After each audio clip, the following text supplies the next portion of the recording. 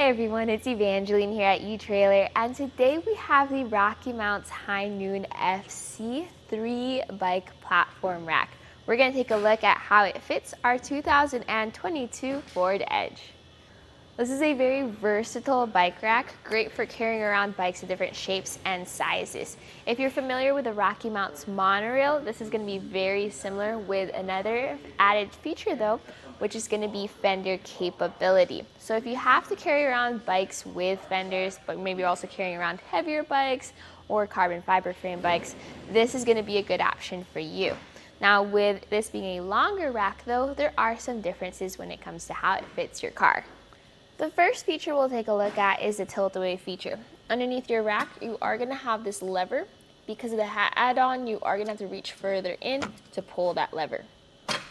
And with that lever pulled, you can then tilt the rack down. Depending on the size of your bikes, that may or may not be more or less difficult. But once that's tilted away, you can then open up your hatch. Because look, we have plenty of clearance between our door, our pedals, and our handlebars. We can now reach in there, grab our waters, our helmets, our backpacks, switch out our shoes, all without taking our bikes off. With it in a 3-bike configuration, this has a weight capacity of 45 pounds per bike. Now if you take the add-on off, you then have a weight capacity of 60 pounds per bike. So for your heavier electric bikes, great option. Just remember that that capacity is reduced when you have in the 3-bike configuration. Now I mention that as well because that's also the weight you'll be lifting up as well as tilting it away, so keep that in mind.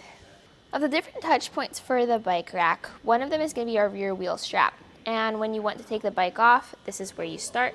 You press the lever and you lift the strap up, and I like to kind of fold it away from the spokes. Then you go over to the front, and if you do have fenders, this is where it's more fender capable because the monorail just has a front wheel mount.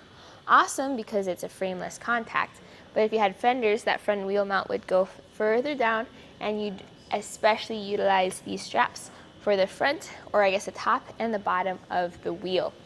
So here we're going to take our top strap out, and then we're going to release our front mount. And this is where you have to hold onto your bike with one hand, press the lever with the other. Then you can lift up on this mount, bring this down, and now you're ready to go for your bike ride. That rear cradle pivots back and forth for those different wheelbases. You have a maximum wheelbase of 50 inches, which is pretty good for your longer bikes with larger frames. And this front cradle also folds down. Notice how this has grooves for your different tire sizes. So whether you have a thin road bike tire or a wide fat bike tire, the straps and the cradles can accommodate up to 5-inch wide tires. Everything folds down and can get put away. The straps are nice for the fender capability. The downside to them is it adds a couple extra steps of packing up your rack or getting it ready for a bike. This is what your bike rack looks like without the bikes on. You can notice it's significantly longer than the second or the 2-bike version. So how much length does it add to the back of your Ford Edge? From the bumper to the end of the rack by that front wheel mount, that's 43 inches. Now with your bike on that last cradle, it is going to add a little bit more length because of your handlebars. But this will help you figure out if you have enough space, if you have a small garage or a small parking spot. You already have a smaller vehicle, but you do add a lot of length.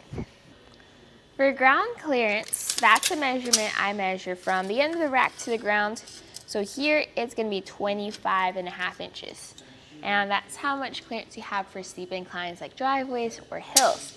But also, from the tray to the ground, that's 27.5 inches. And that's how high you're going to be lifting up your bikes to get onto the rear cradle. What if you don't have enough space in your garage, or you don't plan on taking out your bikes just yet, but you also don't want to take your bike rack off? Well, you can fold this up into a more compact or portable position. So pull the lever you pulled to tilt it away. This time, lift up against the vehicle. And taking some measurements, there's actually plenty of clearance between the rack and the car, about 2 inches from that closest point. So I'm not worried about it coming near the vehicle. Another measurement though is going to be the length added to the back. So remember that bumper measurement we took earlier? Well, now bumper to end of rack is 11 inches or almost 1 foot. Big difference compared to when this is folded down. And when you have this uninstalled from your car, this is how you'll store it inside of your garage or your shed. But what is it like living with a bike rack behind you? Well, notice with it folded up, it actually does not cover our rear window, so we have full visibility there. What it does kind of cover is your tail light, but just the bottom part of that inside light, which means people will still be able to see if you are turning or if you are braking. Now for your license plate, that's definitely going to be covered, as is your backup camera. Your backup camera is centered and sits right where that tray is. So if that's going to be a big issue for you, I recommend just driving around with it in the down position, or consider not having the add-on on top as often. Now with it stored like this, you do have some security features. There is a hitch lock as well as a cable lock. So this is the lock for your anti-rattle bolt. Notice how this is a 2-inch shank bike rack, which fits into your 2-inch hitch. For anti-rattle bolt, always make sure it's tightened down. You do get a little tool included, but I recommend using a socket wrench just because it's a lot easier and faster that way.